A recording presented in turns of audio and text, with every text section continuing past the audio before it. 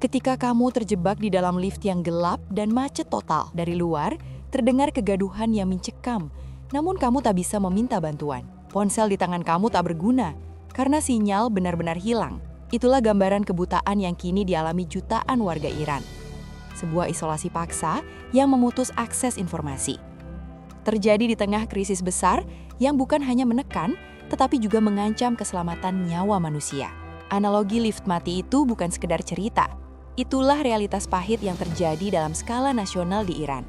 Saat ketegangan geopolitik meningkat dan protes domestik membara, pemerintah Iran kerap menarik saklar off pada jaringan internet global. Internet di Iran bukan sekedar hiburan. Ia adalah tali pusar utama bagi arus informasi dan keselamatan warga. Ketika koneksi diputus, masyarakat tak bisa memberi kabar kepada keluarga di luar negeri. Jurnalis kehilangan mata untuk melaporkan pelanggaran hak asasi manusia. Di saat yang sama, para medis kesulitan mengoordinasikan bantuan di zona konflik.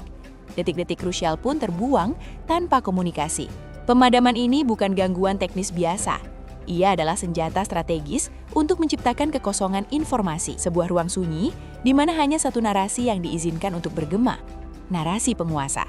Berdasarkan data dari NetBlocks dan Internet Protection Observatory, pemadaman internet di Iran kerap mencapai level total blackout di wilayah-wilayah kritis. Secara teknis, pemerintah menggunakan sistem centralized gateway. Sistem ini memungkinkan mereka melakukan throttling ekstrim hingga pemutusan total akses ke protokol internasional.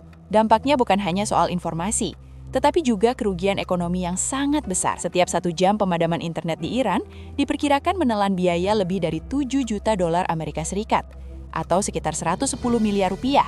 Dalam krisis besar sebelumnya, pemadaman total pernah berlangsung lebih dari 160 jam tanpa henti. Artinya, sekitar 85 juta penduduk terisolasi sepenuhnya dari jaringan global. Sasaran utamanya pun jelas, media sosial seperti Instagram dan WhatsApp.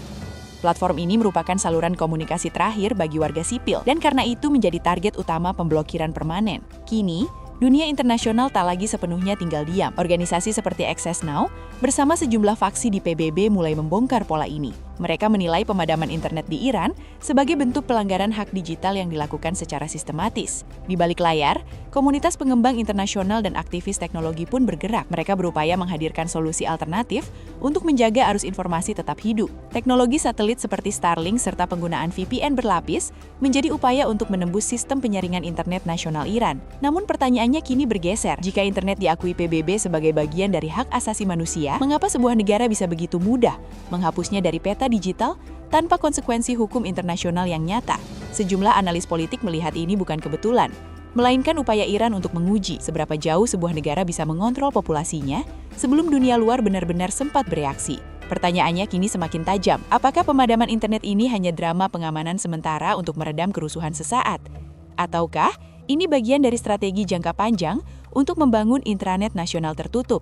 Sebuah ekosistem internet domestik yang sepenuhnya dikendalikan negara. Keraguan kritis pun bermunculan. Jika pemerintah mengklaim pemadaman ini demi keamanan nasional, mengapa data justru menunjukkan bahwa tingkat kekerasan meningkat saat internet dimatikan? Tanpa mata kamera ponsel warga yang terhubung ke internet, akuntabilitas aparat praktis menjadi nol. Tak ada rekaman, tak ada saksi digital, tak ada tekanan publik global. Inilah yang memicu kecurigaan besar bahwa pemadaman bukan untuk melindungi warga dari provokasi luar, melainkan untuk menutup jejak krisis yang jauh lebih dalam dan jauh lebih brutal di tingkat akar rumput. Pemadaman internet adalah bentuk sensor modern, versi digital dari praktik abad menengah. Di era ketika denyut ekonomi dan kehidupan sosial bergantung sepenuhnya pada konektivitas, memutus internet berarti melumpuhkan kehidupan itu sendiri. Apa yang terjadi di Iran menjadi pengingat keras bagi kita semua, bahwa kedaulatan digital ternyata sangat rapuh. Jika satu tombol saja mampu membungkam jutaan suara, maka demokrasi digital bisa jadi hanyalah ilusi yang bergantung pada itikat baik mereka yang memegang saklarnya. Sekarang, saya ingin dengar pendapat kamu. Apakah akses internet harusnya dilindungi hukum internasional sekuat perlindungan terhadap akses air bersih dan listrik? Tulis pendapatmu di kolom komentar. Mari kita diskusi secara sehat dan terbuka. Jika bahasan ini bermanfaat, jangan lupa klik like. Bagikan video ini ke teman-temanmu agar makin banyak yang melek isu digital global. Dan subscribe supaya kamu tidak ketinggalan update fakta penting berikutnya.